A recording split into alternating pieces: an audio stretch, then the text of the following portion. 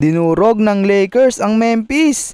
Rob Pelinka naman wala pa din ginagawang aksyon. Para sa ating unang balita ay patungkol dito sa laban ng Los Angeles Lakers at Memphis Grizzlies.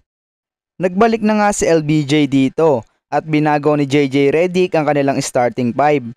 Inalis niya si Dalton Knecht at pinalit niya si Max Christie sa starting shooting guard.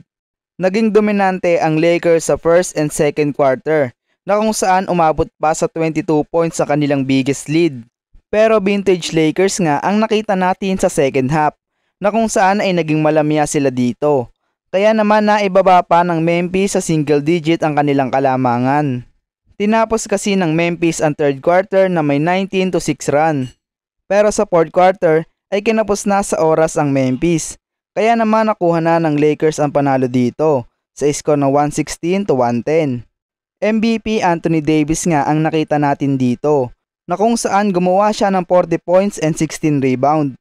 18 points, 8 rebound and 8 assists din sa LBJ sa kanyang pagbabalik. Si Austin Reeves naman ay meron ding 19 points and 8 assists.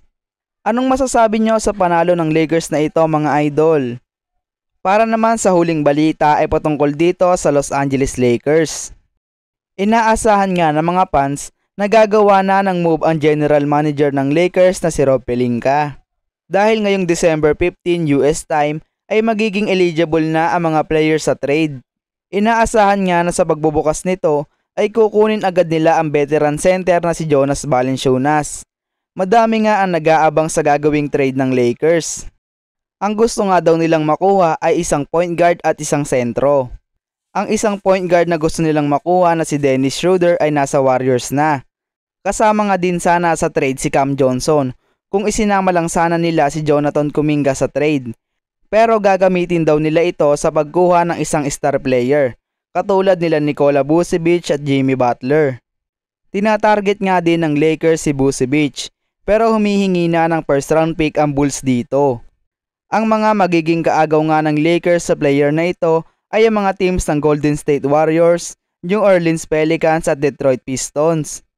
Naging 2-time All-Star na nga si Nikola Vucevic at ngayong season ay may average ito na 21 points, 10 rebound at 4 assists per game.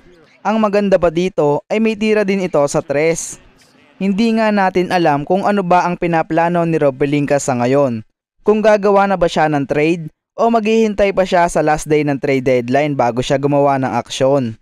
Kung maghihintay pa siya sa last day ng deadline ay baka nasa bottom na ng West ang Lakers at mahihirapan na naman silang makapasok ng playoffs.